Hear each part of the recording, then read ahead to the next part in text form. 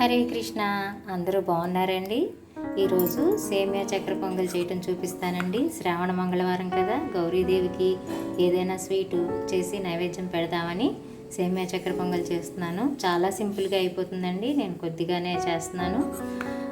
ఒక అర గ్లాసు పెసరపప్పు తీసి కడుక్కొని ఉడికించుకోవాలి. ఒక అర గ్లాసు సేమియా పక్కన ఉంచుకుందాం. ఎలా చేయాలో చూపిస్తాను.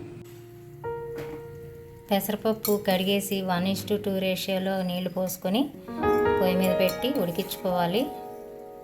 పెసరపప్పు సగం ఉడికింది. ఇప్పుడు సేమియా వేసేసి ఉడికించుకోవాలి. పెసరపప్పు సేమియా రెండు కరెక్ట్గా ఒకే టైంకి ఉడుకుతాయి. ఒక 5 మినిట్స్లోనే పెసరపప్పు సేమియా రెండు ఉడికిపోయినాయండి. ఇప్పుడు మనం అర గ్లాసు సేమియా, అర గ్లాసు పంచదార తీసుకున్నాం. ఒక ఫుల్ గ్లాసు, అర గ్లాసు పెసరపప్పు, అర గ్లాసు సేమియా తీసుకున్నాము. ఫుల్ గ్లాసు పంచదార వేసేసుకోవాలి. పంచదార వేసేసి కలుపుకున్నామండి. ఇది ఇలా పాకం వచ్చే వరకు ఉడుకుతూ ఉంటుంది. ఈలోపు జీడిపప్పు వేగించి పోసుకుందాం.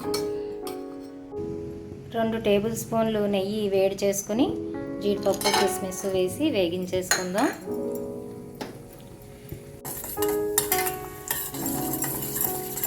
జీడిపప్పులు వేగిపోయినాయండి. మన సేమియా చక్కెర పొంగల్లో వేసేసుకుందాం.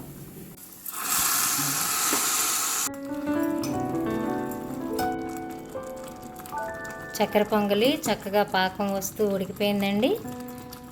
ఇక ఫైనల్గా యాలకుల పొడి, పచ్చకర్పూరం కొంచెం నలిపేసి ఈ రెండు చక్కెర పొంగల్లో వేసేసుకుందాం. అంతేనండి, అమ్మవారికి నైవేద్యం పెట్టడానికి చక్కెర పొంగల్ రెడీ. నైవేద్యం పెట్టేటప్పుడు ప్రసాదం చాలా వేడిగా ఉండకూడదండి, గోరువెచ్చగా ఉండాలి. అప్పుడే నైవేద్యం పెట్టాలి.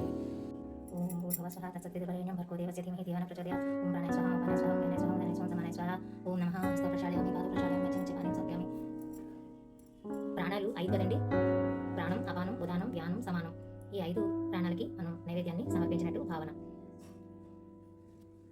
పూజలు చేసుకునేటప్పుడు ఇటువంటి మధుర పదార్థాలని నైవేద్యంగా సమర్పించాలి. స్వామికి సమర్పించి ఆ ప్రసాదాన్ని మనం కూడా స్వీకరించాలి.